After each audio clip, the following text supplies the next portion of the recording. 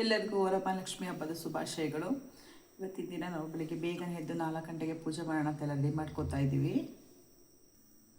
ಎಲ್ಲ ಹೆಣ್ಮಕ್ಳಿಗೂ ತುಂಬ ಸಂತೋಷವಾಗಿರ್ತಕ್ಕಂಥ ಹಬ್ಬ. ಎಲ್ಲ ಈಗ ರೆಡಿ ಮಾಡ್ಕೊಂಡಿದ್ದೀನಿ, ಪೂಜೆಗೆಲ್ಲ ಸಿದ್ಧ ಮಾಡ್ಕೊಂಡಿದ್ದೀನಿ. ಪ್ರತಿ ವರ್ಷ ನಮಗೆ ಪೂಜೆ ಮಾಡ್ಕೊಳ್ಳಿಕ್ಕೆ ಅರ್ಚಕರು ಬರ್ತಿದ್ರು. ಈ ವರ್ಷ ಎಲ್ಲ ಬ್ಯುಸಿ ಇರೋದ್ರಿಂದ ಯಾರೂ ಸಿಕ್ಕಿಲ್ಲ, ನಾವೇ ಮಾಡ್ತಿದ್ದೀವಿ. ನಾನು ಪೂಜೆಗೆ ಕಲಸಕ್ಕೆ ಏನೇನು ಹಾಕ್ತೀನಿ ಅಂತ ಇವಾಗ ತೋರಿಸ್ತೇನೆ.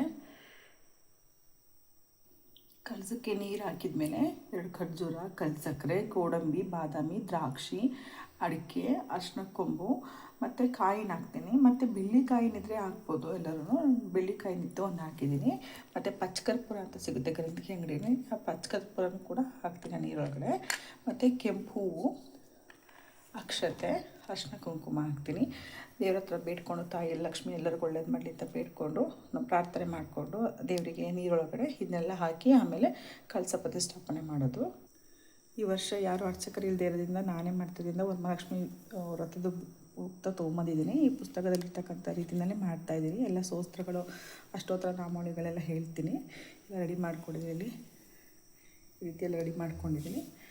ಮತ್ತು ಮೇಯ್ನಾಗಿ ನಾನು ತಾಯಿಗೆ ಪ್ರತಿ ವರ್ಷ ಮಡ್ಲಕ್ಕಿ ಕಟ್ತೀನಿ. ಏನಾರು ಆರಿಸ್ಕೊಂಡು ನಾನು ಮಡ್ಲಕ್ಕಿ ಕಟ್ತೀನಿ. ಮಡ್ಲಕ್ಕಿಗೆ ಹೇಗೆ ನಾವು ಬಾಗಿನ ಸಾಮಾನಿಗೆ ಹೇಗೆ ಮಾಡ್ತೀವಿ ಹಾಗೆ ಕೊಬ್ಬರಿ, ಬೆಲ್ಲ, ಎಲೆ, ಅಡಿಕೆ, ಅಕ್ಕಿ, ಕಡಲೆ ಮತ್ತು ನಾವೇನಾದ್ರು ಹರಿಸ್ಕೊಂಡು ನಮ್ಮ ಅರ್ಕೆ ಎಷ್ಟು ಇರುತ್ತಷ್ಟು ದುಡ್ಡನ್ನು ಇಟ್ಟು ನಾನು ಪೂಜೆ ಮಾಡೋದು.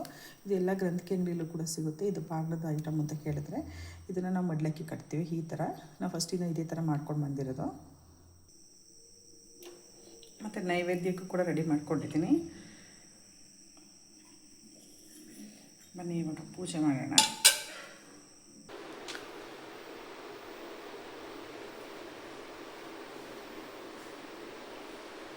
ಎಲ್ಲರಿಗೂ ಈ ವರಮಹಾಲಕ್ಷ್ಮಿ ನೀವು ಅಂದ್ಕೊಂಡಿದ್ದೆಲ್ಲ ಆಗಲಿ, ಈಡೇರಲಿ, ಒಳ್ಳೆಯದಾಗಲಿ.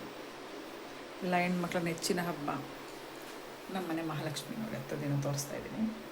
ಪೂಜೆ ಎಲ್ಲ ಆಯಿತು.